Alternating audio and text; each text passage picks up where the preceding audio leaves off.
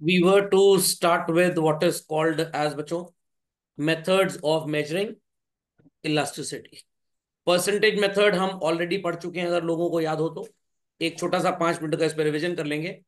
Then हमारी आज की मेन क्लास में दो मेथड्स हम पढ़ेंगे। One is expenditure which is also called as total outlay method, and other is geometric, जिसे आप पॉइंट मेथड के नाम से भी जानते हैं। Fundamental logic is clear. CBSE 11th के सिलेबस में ये दोनों चीजें आपको appendix section, power booster section जो बुक्स में छपे होते हैं उसमें मिलेंगी। Regular part of the content में ये आपको नहीं मिलेगा, ध्यान दीजिएगा, काफी इंपॉर्टेंट है children. So let's start with what is called as percentage method. Formula is known to everybody. Percentage change in quantity upon percentage change in its price. I repeat children, its price. सिर्फ price लिखेंगे तो teacher marks काट लेंगे आपके। क्या लिखना है आपको? It's price. डेरिवेशन ऑलरेडी आपने पढ़ा हुआ है, तो इसका फाइनल डेरिवेशन के बाद जो फॉर्मूला बनता है, it is what children? Percentage change in quantity upon percentage change into price, whole upon percentage change in its price, whole multiplied by original price divided by original quantity. Fundamental logic is clear. तो एक छोटा सा illustration लिख लेते हैं जिससे आपका composition एकदम क्लियर हो जाए। तो अपनी कॉपी में इसे मेंशन करें बच्चों। प्राइस मान लीजिए 10 थी एंड क्वांटिटी वाज 200। प्राइस बढ़ के 14 हो गई एंड क्वांटिटी घट के 190 हो। सबको सुनाई पड़ रहा है? Children, is this visible to all, audible to everybody? Yes. लिख दिया सबने? तो बच्चों फॉर्मूला अप्लाई करते हैं। पूरा डेरिवेशन मैं आपको अभी नहीं सिखाऊंगा क्योंकि ऑलरेडी हम पढ़ चुके हैं पहले, तो टाइम वेस्ट करने का कोई मतलब नहीं बनता है। चलिए फॉर्मूला लिखना स्टार्ट करते हैं सब लोग। फॉर्मूला है इलास्टिसिटी का व्हाट बच्चों? Delta Q upon delta P into P by Q. What is change in price that we can see in the content children? 4। और चेंज इन 4, क्वांटिटी कितना नजर आ रहा है? 10। 10. Very good, excellent. तो it is 10 divided by 4 whole multiplied by कितना आपको original price नजर आ रहा था? 10। And original quantity is 200।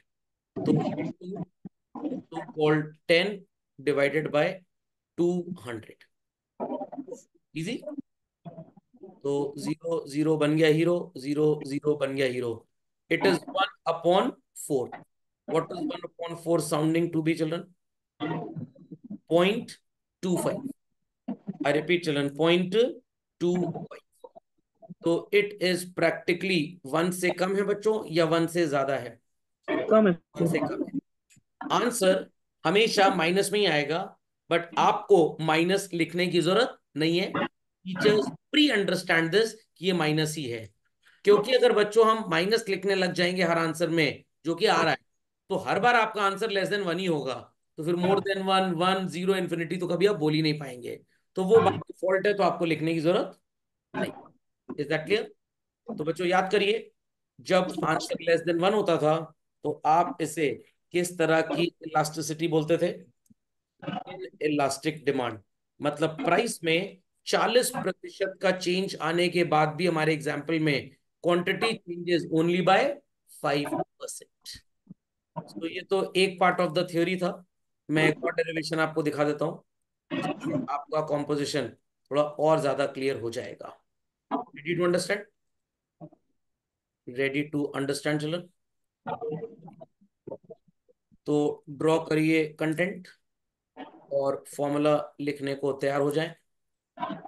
It is percentage change in quantity demanded upon percentage change in its price. खोपड़े में बात गई? खोपड़े में बात गई।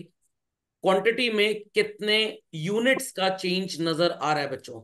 10। तो अगर आपसे पूछा जाए what is 10 as a percentage of 100, तो आप जवाब देंगे सर ओनली 5%। और अब अगर मैं आपसे पूछूं कि आपकी प्राइस में कितना चेंज आपको नजर आ रहा है, तो आपका जवाब क्या होगा बच्चों? What is the change in price that we happen to सी?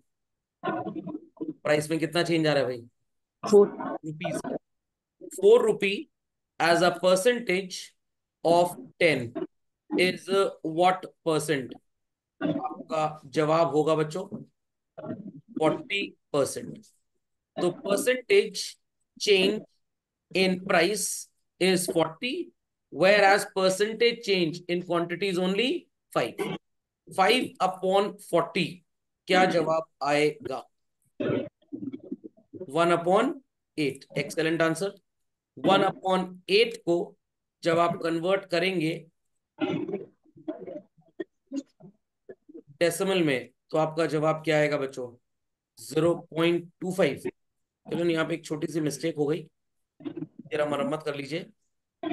ये 1 by 1/8 है। आई रिपीट चिल्ड्रन, 1/8 है।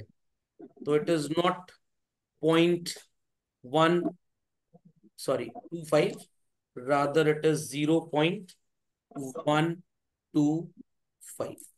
Due apologies. दोनों तरीके बच्चों को समझ में आ गए? दोनों तरीके बच्चों को समझ में आ गए? yes sir. The example in original, all that have been marked in yellow is a type of composition, and all which have been marked in dark brown is a type of composition। आपको exam में जब 4 marks का question आएगा, आप चाहे तो ऐसे explain कर दीजिए, चाहे तो ऐसे एक्सप्लेन कर दीजिए, दोनों में मार्क्स बराबर ही होंगे। ओपड़े में बात गई, झटपट अपडेट कर लें बच्चों। तो प्राइस इज 10 जो बढ़ के हो गई 14, क्वांटिटी वॉज 200 जो घट के हो गई 190। तो परसेंटेज मेथड का ये डेरिवेशन सबको आता है, सबको स्टार्टिंग में सिखाया जा चुका है, अभी तो एक रिवीजन चल रहा है बस। तो फॉर्मूले के हिसाब से change in quantity is 10 units, change in price is ₹4। Original quantity, sorry, price is 10 and original quantity is 200। तो अल्टीमेटली आंसर आएगा 1/8। फाइनली डिवाइड करेंगे तो क्या आएगा? 0.125। लेस देन 1 है तो क्या बोला जाएगा? In elastic. समझ में आ गया? और हर आंसर बाय डिफॉल्ट इलास्टिसिटी का बच्चों माइनस में ही आता है। किसमें आता है? बट आपको माइनस लिखना नहीं है। अगर आप माइनस लिखने लग गए तो सारे आंसर लेस देन 1 ही आप लिख के आएंगे। कभी भी मोर देन 1, 1 इन्फिनिटी ये बन ही नहीं पाएगा। तो it is in elastic. Price में 40% इंक्रीज आने के बाद भी जिन लोगों को सांप की तरह लिकर पी के सड़क पे चलना है वो वैसे ही चलेंगे। Why? They are addicted to it.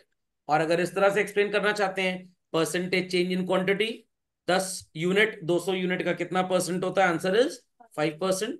4 रुपए 10 रुपए का कितना परसेंट होता है? Answer is 40। तो 5 अपॉन 40 इज 1/8, दैट इज 0.125। समझिए सब लोग? चलिए, इसी के साथ परसेंटेज मेथड हो गया समाप्त।